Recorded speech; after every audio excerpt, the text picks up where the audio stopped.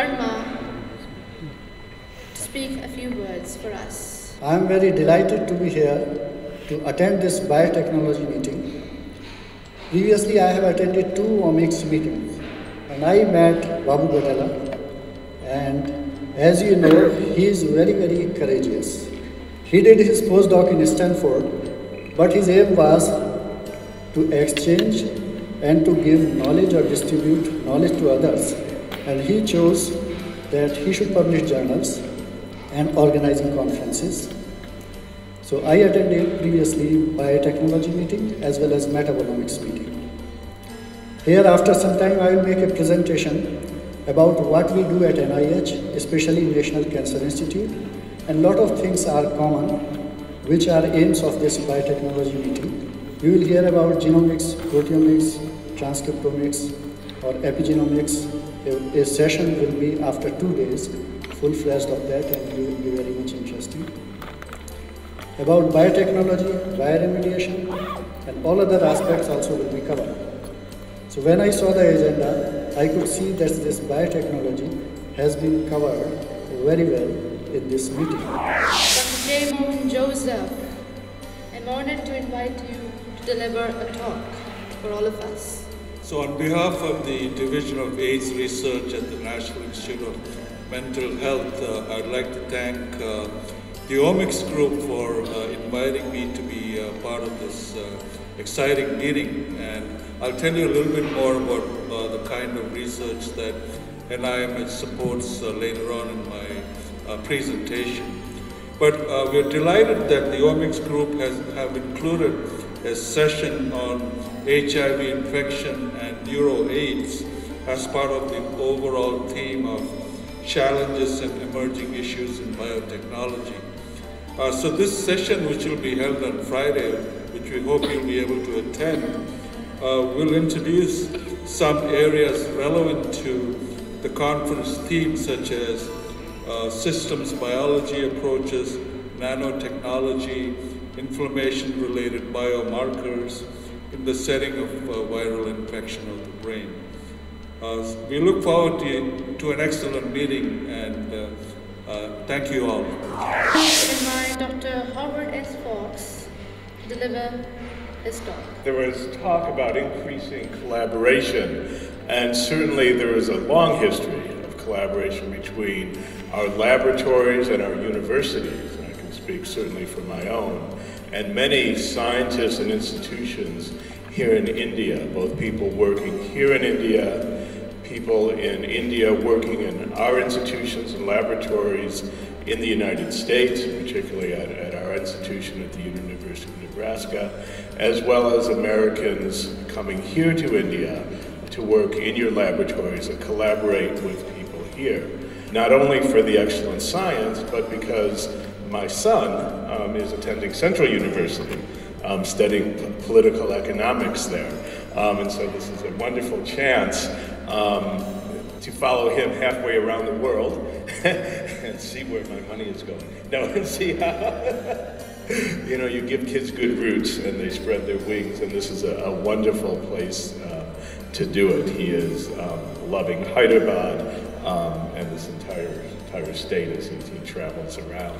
But that just shows you how the world has changed. Certainly when I was in school and in my training, we're very parochial.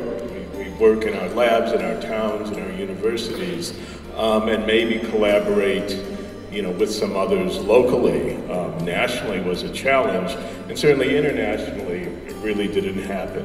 But now we are so interconnected, and this is wonderful for the growth of knowledge and science, as we can make use of everyone's talents and really come together as a world community in solving the health problems. Dr. Khalsa and Dr. Joseph have talked about our session, where we truly have an international group of scientists attacking a huge problem in India, in America, and worldwide, and that being HIV. Our particular focus being on the brain, and in this session also the effect of drugs of abuse, another worldwide scourge that we are attempting to do better for all of mankind. So I am thrilled to be here, happy to join these eminent scientists on the dais and in the group as a whole, and look forward to 3 days of exciting interactions, but not only limited to these 3 days. I think this will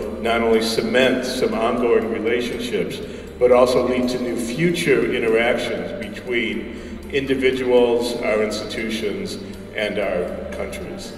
Thank you very much, and I greatly look forward to being able to chat with all of you. Thank you. Thanks, Honorable Minister, and other important organizers of this OMICS group. And I want to basically take this occasion to thank all other NIH invitees. Even though they have a busy schedule there in Washington, D.C., they took a long flight and came here and talked to you a few words.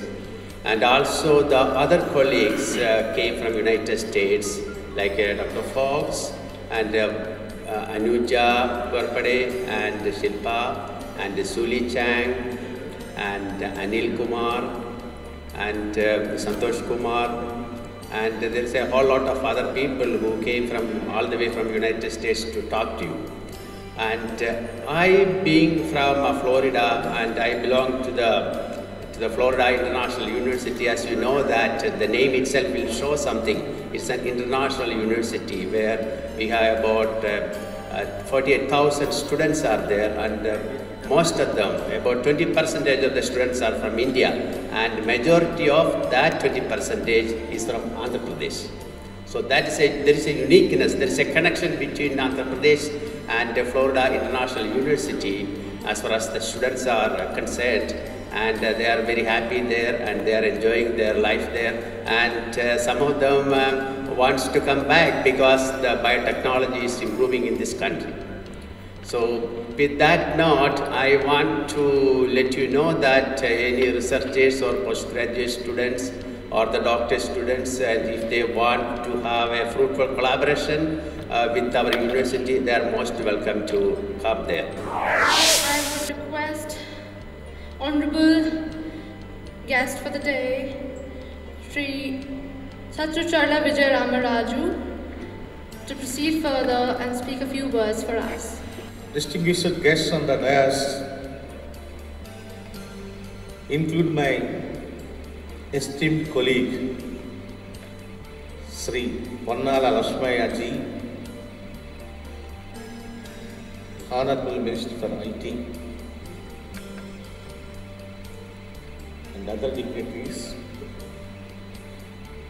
ladies and gentlemen. First of all, on behalf of our beloved Chief Minister, Sri N. Kiran Kumar Reddy Garu,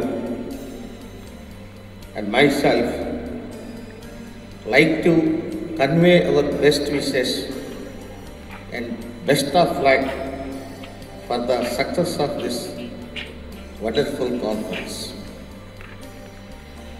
It's a great honor to be speaking to the distinguished elite of the heads of institutions, states, ministers of the country of this expansive world. I am very happy to learn that the young mind, Dr. Srini Babu, who hailed from my native place, is very successful and became a good entrepreneur. Dr. Srini Babu Gedila, Director of OMICS Group, had the vision of making scientific literature open access. I am proud to thank Dr. Srini Babu, who is fulfilling the vision of our beloved leader, late Sri Raju Gandhi, who believed that the technological development acts like an engine for achieving the country's economic and social objectives. The Third World Congress and Biotechnology Conferences in India has provided a platform to the leading scientists of the world to exchange views on the latest research and developments in their particular fields. Dr. Jag is HICC Chief National Institute of Drug Abuse, NIH USA, Mukesh Verma, Chief National Cancer Institute, NIH USA, Layman Joseph CH, Chief National Institute of Mental Health, USA, and here to discuss about the funding opportunities from US to the Indian scientists and focusing how to get the funding from USA while working in India. Above all, we hope that your stay in India will be a pleasant and memorable experience. May science flourish and grow for the betterment of all. May biotechnology 2012 has a complete success. Thank you. Jai Hind.